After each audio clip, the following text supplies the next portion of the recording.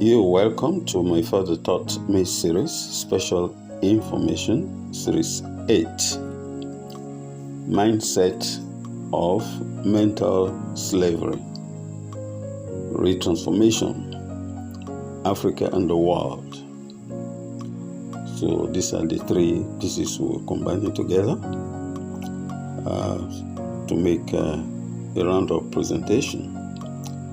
Beloved brethren, messengers of truth of the Most High and Christ, we're rounding off these messages in respect of the powerful presentation to you on Africa with the end subject matter of which extreme patience is desirable to get the best benefit of these messages to you. In view of the wide range of the subject matter, we shall focus more in the area of mindset of mental slavery, and then retransformation, Africa and the world.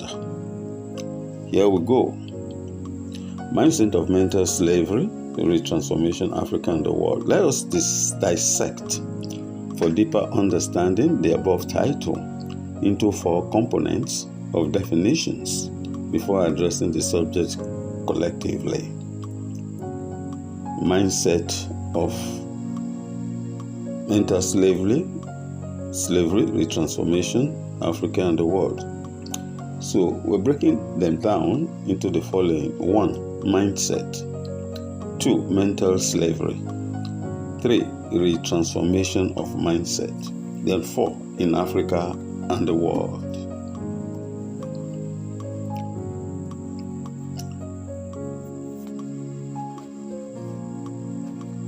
So the above 4 are generally defined as follows.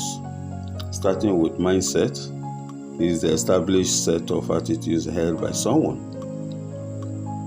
Well, number 2, mental slavery is the inability to view events or oneself objectively. Then 3, mental slavery is a state of mind where discerning between liberation and enslavement is twisted, where one becomes trapped by misinformation about self and the world. The notion of being psychologically oppressed to the extent that you are being forced to agree with someone all the time and are not enabled or permitted to express your own views, that is mental slavery.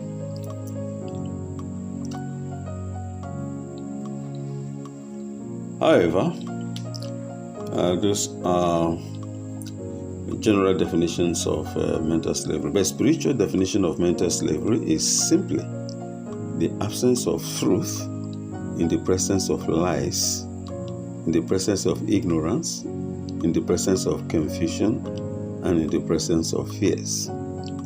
Vice versa, mental freedom is knowing the truth in the absence of lies, in the absence of ignorance, in the absence of confusion, and in the absence of fears. And Christ is the truth, and the only truth that can free us from mental slavery. John chapter 8 verse 32. And ye shall know the truth, and the truth shall make you free.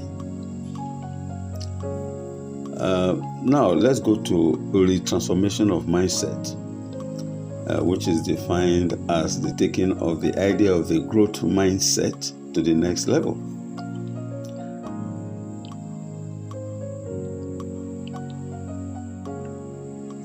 However, the growth mindset to the next level in Africa and in the world as A. Products of positive mindset retransformation. B. In the peace and harmony represented by the righteousness of the finest character of truth ever to visit the planet Earth, which is Christ. Then C. The character who was ordained as the anointed one called the Christ, the Messiah, whose examples of truth are unraveled on earth and in heaven. Then D. the only one on earth who demonstrated live the resurrection after death, ever. Who also removed the fear of what lies there in the life beyond. Now, brethren, messengers of truth of the Most High and Christ, let's get started. Mindset of mental slavery, retransformation, Africa, and the world are wide-ranging subjects, of which our focus will be much centered in the context of mindset of mental slavery, which origin started spiritually from the Garden of Eden by the seed of the serpent that led Eve and Adam to capitulate into the mindset of mental slavery introduced through Eve to Adam against the truth and the stated consequences of disobeying the instruction, which was the commandment of the Most High. Having bowed to the lies which were devices of deceit of the serpent and the instrument used for confusing Eve and Adam into mental slavery, it is noteworthy that they, Eve and Adam, had accepted and executed in their mental attitudes the command of the serpent instead of the command of the Most High, which made them, in mental orientation, slaves to the serpent, and in all human generations by default to this day. Next, let's go into the known history of mental slavery on earth. It should be noted that slavery by itself, as we now know it, is an age-long enterprise called mental slavery continua. It was said to have been started in the first known civilizations such as Sumer in Mesopotamia, which dates back as far as 500 BC before Christ. Slavery features in the Mesopotamian Code of Hammurabi, that's in 1750 BC, which refers to it as an established institution. Slavery was widespread in the ancient world, no doubt, till today. However, mental slavery of souls were beginning to take a new turn like a tsunami in the world between the period of Adam, Noah, and the arrival of John the Baptist, to the extent that the Most High decided to do something spectacular by sending salvation through Christ as an example of what the Most High demands of humanity.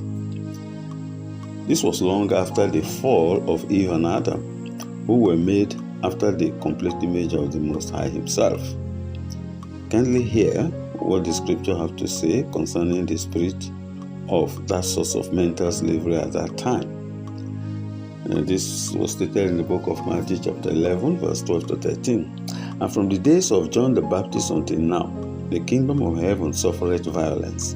Violence in humans, heavens, through mental slavery by the serpent, by distracting us with lies away from the kingdom of heaven, exploiting also with the mental force of the power of lies to create the violence manifest on earth.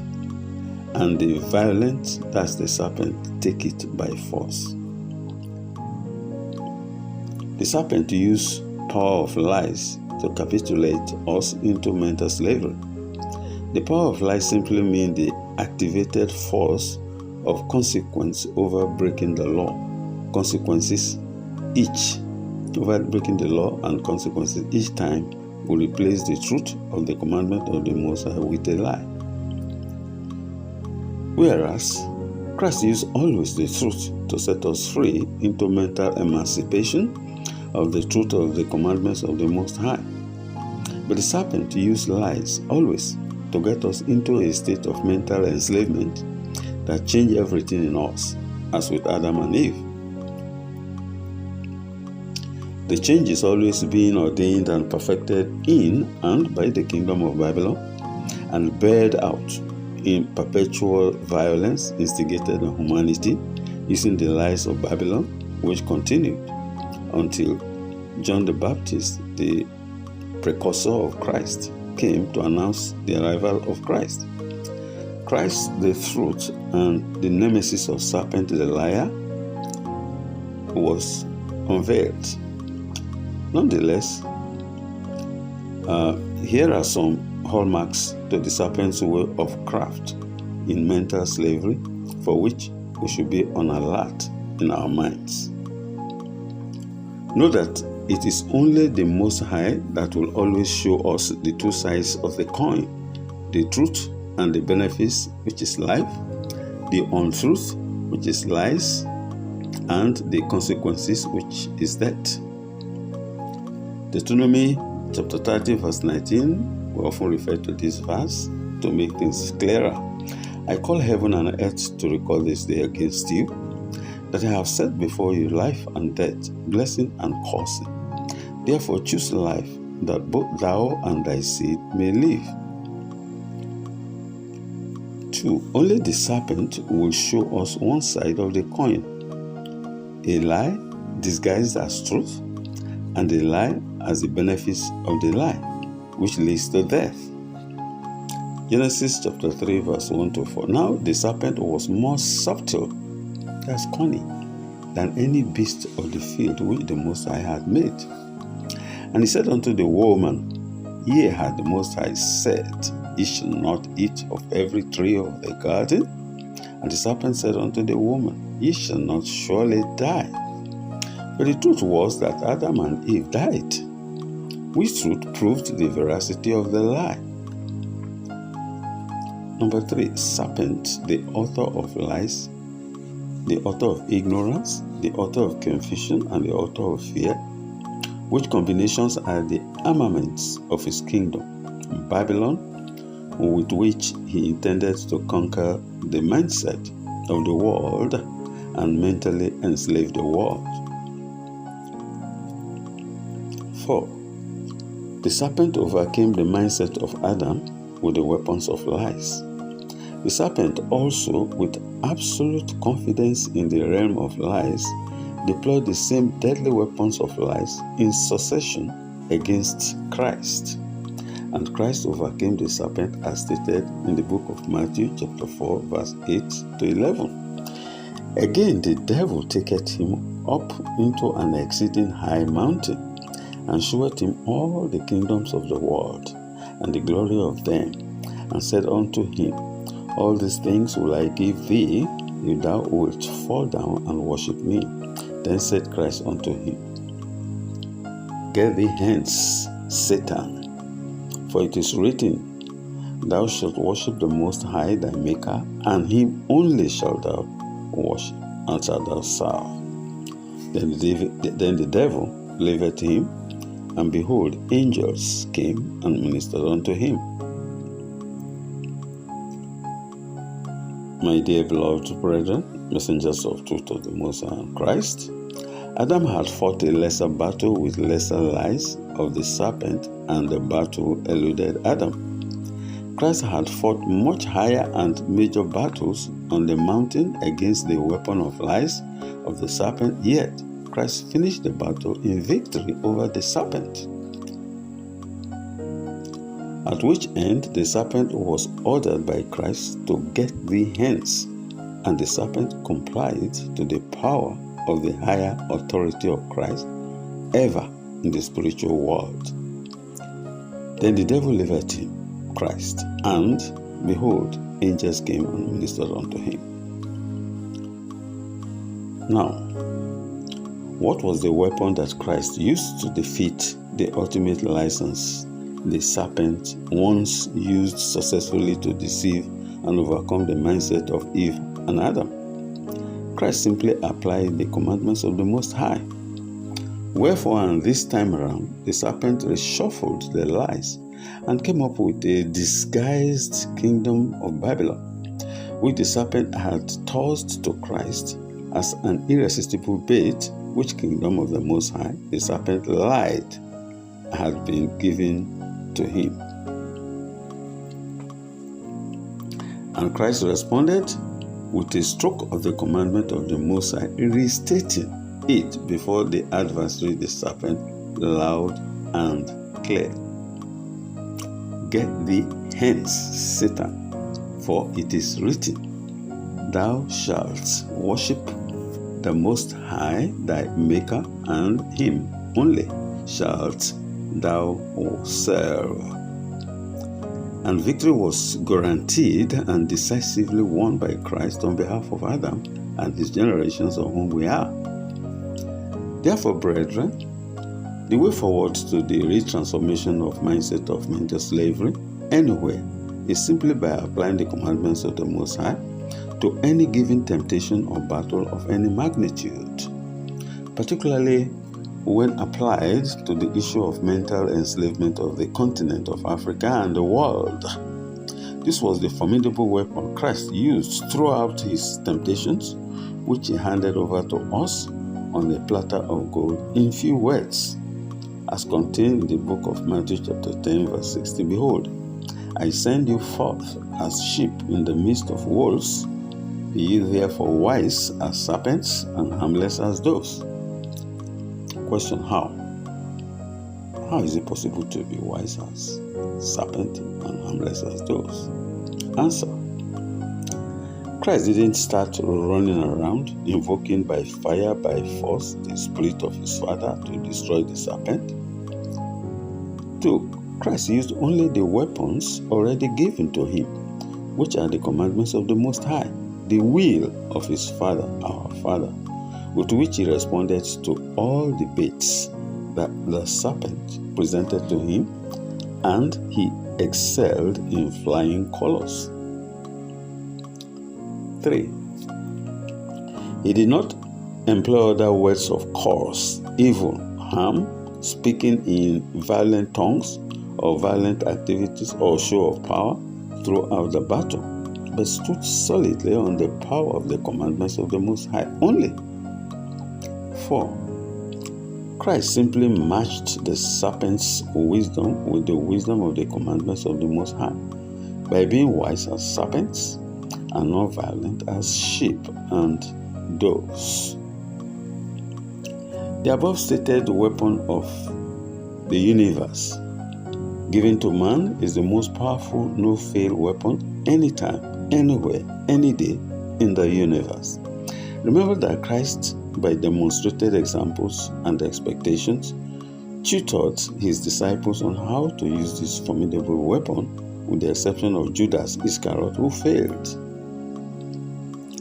The rest of the disciples of Christ fought the serpent to victory to this day. However, no one can apply these tools successfully unless one settles an overriding aspect, which is fear, in the list of tools that the serpent used. Lies, ignorance, confusion, and fears in his enterprise of changing a mindset into that of a mental slavery in his hell. Hear what Christ said about that phenomenon of an ultimate tool of the serpent called fear. The book of Matthew chapter 10 verse 28. And Christ said, And fear not them which kill the body, that are not able to kill the soul, but rather fear him which is able to destroy both soul and body in hell.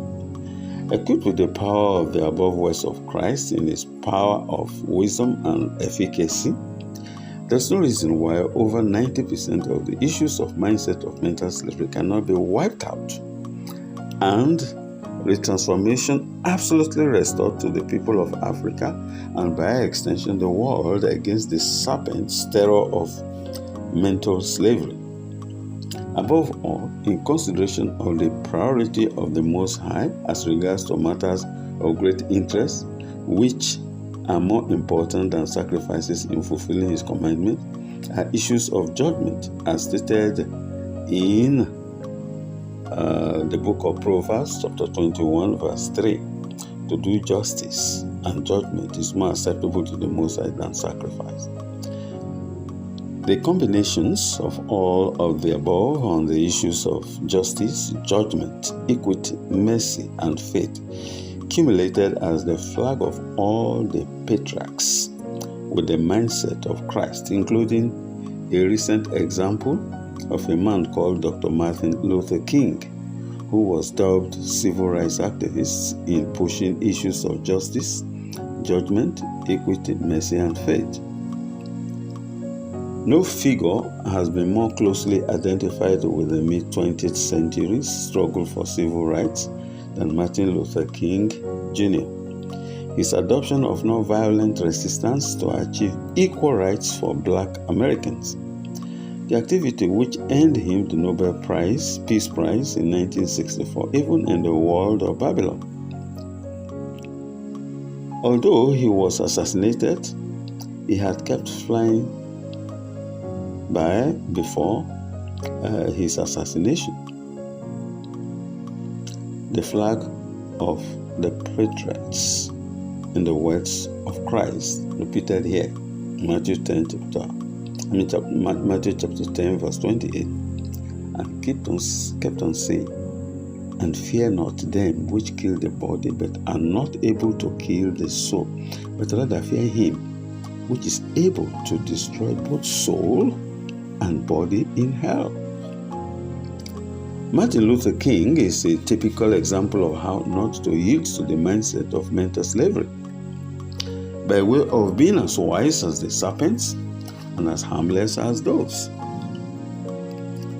Therefore, we shall in Africa apply this weapon against the mindset of mental slavery and use it in the retransformation of the mindset of Africa and the world. If we had described mental slavery as the absence of truth in the presence of lies, ignorance, confusion, and fears, then the solution to mental freedom is knowing the truth, which is the commandment of the Most High, which exists in the absence of lies, in the absence of ignorance, confusion, and fears. The absence of truth, which majorly is responsible for the mental enslavement of the souls of men on earth.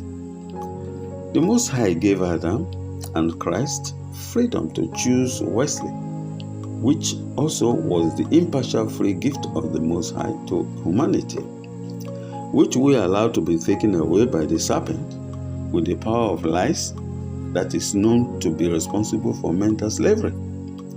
Christ, having freely chosen wisely, has caused for the reversal of the law of death unto that of life to all that follow Christ's righteousness by his example. But for all that still continue to choose the ways that consistently break the commandments of the Most High, the immutable law of consequences shall apply to their chosen predicament of mental slavery. Christ has offered himself to pay for our freedom, free of charge, from the yoke of mental slavery. To this end, Christ had offered us his light yoke in place of the heavy yoke that is burying us alive. This was stated in the book of Matthew chapter 11, verse 30. For my yoke is easy and my burden is light. Foremost in all of these messages is that the commandments of the Most High shall come first in our consideration of all things, and all other good things will be added unto us, as was in the Garden of Eden for Adam when he kept the commandment of the Most High. Therefore, Africa within Africa must first embrace the commandments of the Most High in truth and in spirit. Individually, collectively, nationally, and in the continent. This is a universal commandment of the Most High to the universe. It is a commandment with a non-reversible consequences until every jot of the commandment is fulfilled, according to the book of Matthew chapter 5, verse 18.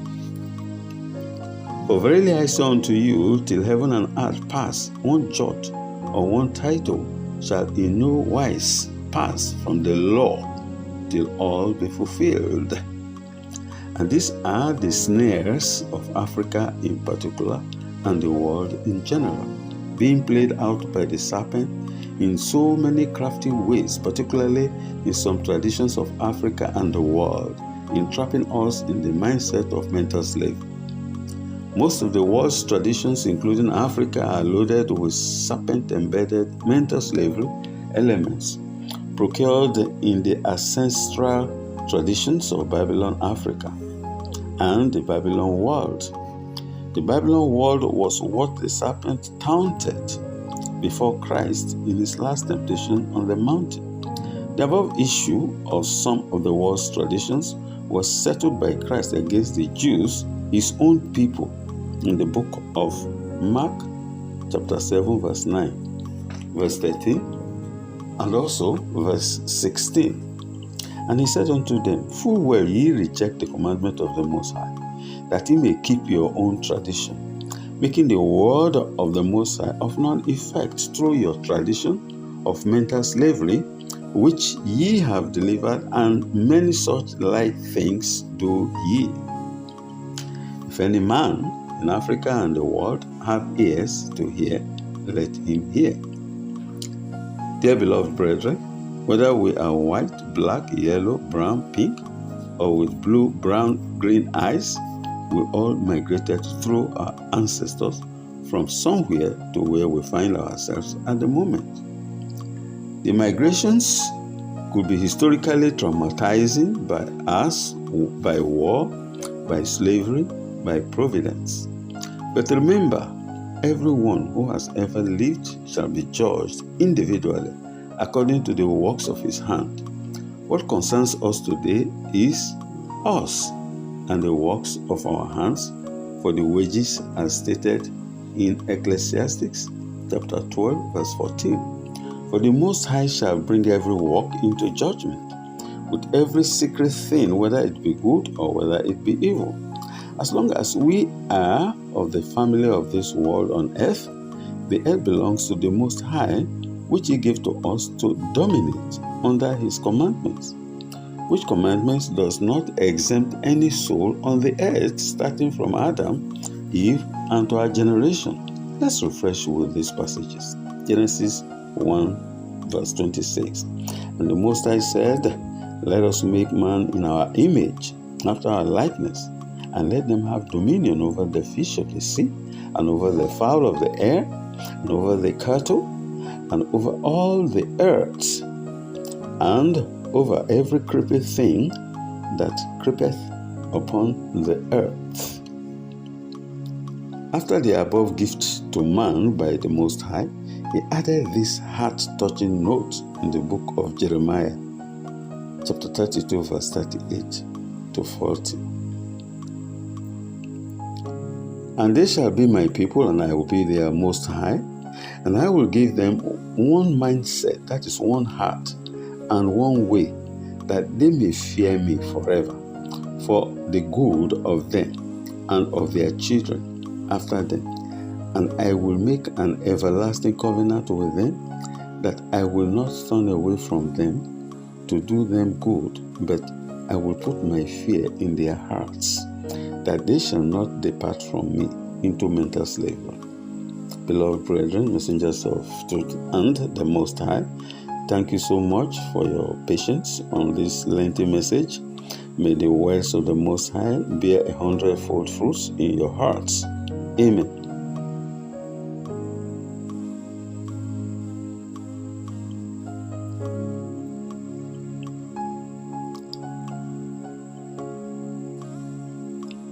So,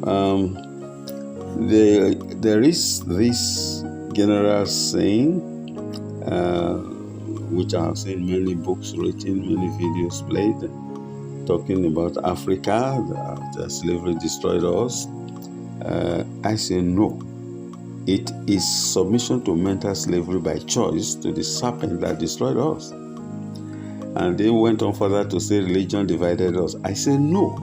Religion is a spiritual passion of devotion and worship between the truth and the lies on both sides of the divide.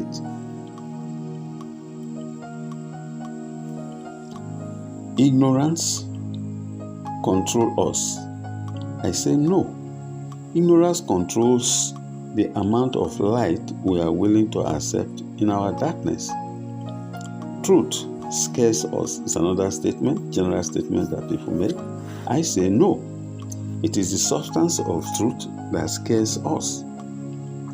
All of the above are matters of free will choice from our hearts. May the will of the Most High be the free will choice of our hearts. Thank you and remain blessed forever.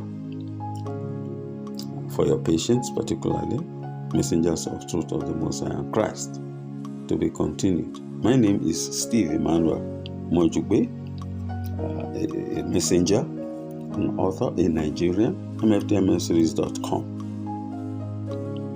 Have a refreshed day and remain blessed. Thank you.